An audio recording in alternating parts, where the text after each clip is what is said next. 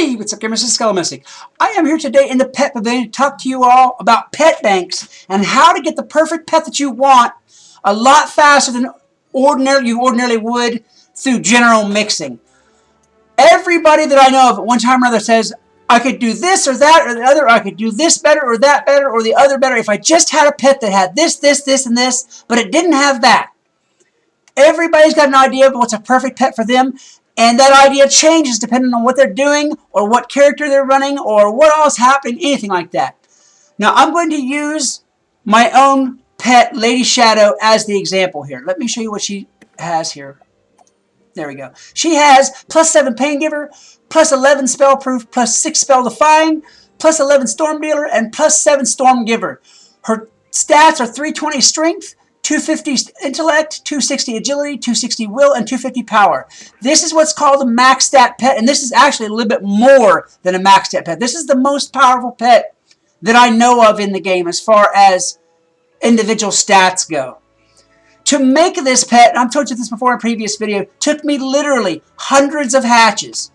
The point to this whole video is the pet bank. Whenever I got done making Lady Shadow, the biggest part of those hundreds of pets I had in this house and that house and over at the park and in the curb and some at the neighbor's house taken care of and that whole thing. I had pets everywhere. And because I had such an amount of clutter, I took the bulk of those pets and sold them off or trashed them or just otherwise got rid of them. And I shouldn't have done that. The reason for that is, in the course of all that mixing, I had a number of pets there that had 2 talents that were really good, that were really well together, and I should have kept because, you know, at another time I may want a different type of pet. Like now, I'm working on a pet for a specific boss project, and I'm really having to go back to scratch and start and look for those talents that I want, the stats that I want, things that I want in a pet, and mixing from the beginning, and it takes extra time that way. I'm going to pop over to my house now and show you what I mean as far as a pet bank goes and what's going on with that. Let me pop over there. I will be back in one moment. Alright now, as I said, I'm making a pet bank for a specific pet project. I'm looking to make a ward pet for a boss battle. To do that, let me show you the pets I have in line. That's Princess Shadow. Princess Shadow was made from some of the work that I did making Lady Shadow. I'm going to pick her up so you can see what she's got because otherwise you can't. Okay, Princess Shadow has Spell Proof, Spell Defy, and Fairy Friend. Now, whenever I was making Lady Shadow, I didn't want to have Fairy Friend. I didn't want heals in my setup. So I put this pet to the side. But I put it to the side because it has Spell Proof, Spell Defy, and Fairy, which is a classic life pet combination. Not only that, it's a good beginning for a ward pet.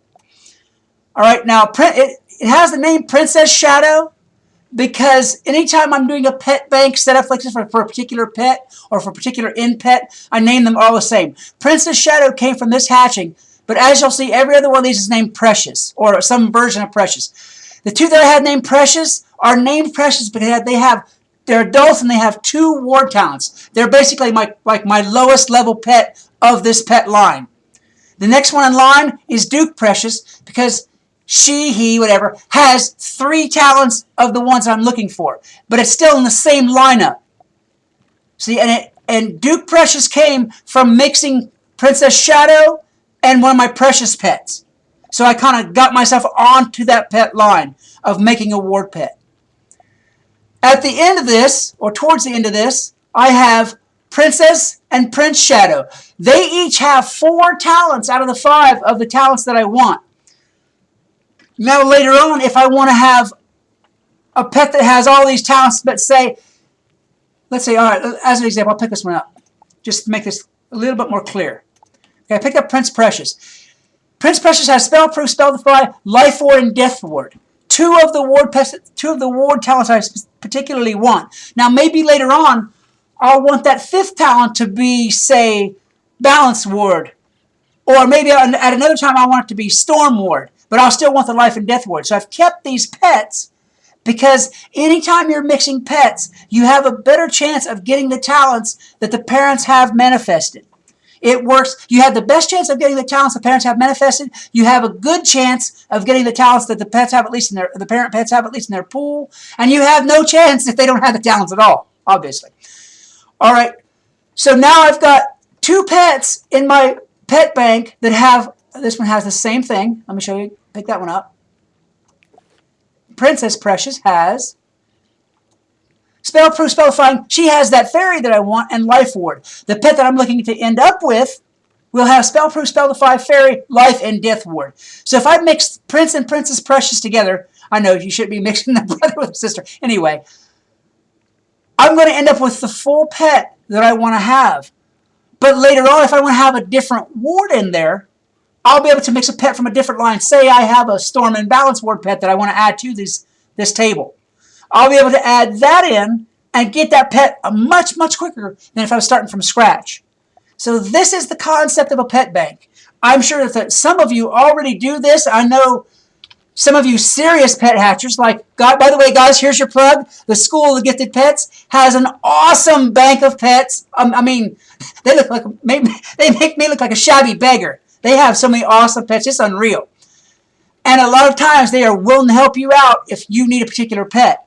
But sometimes, you know, even the best people don't have the pet you want when you need it right then. So having your own pet bank is always a good thing to do.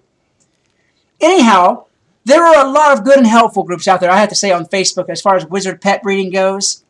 But that's the ones I deal with most often, School of the Gifted Pets.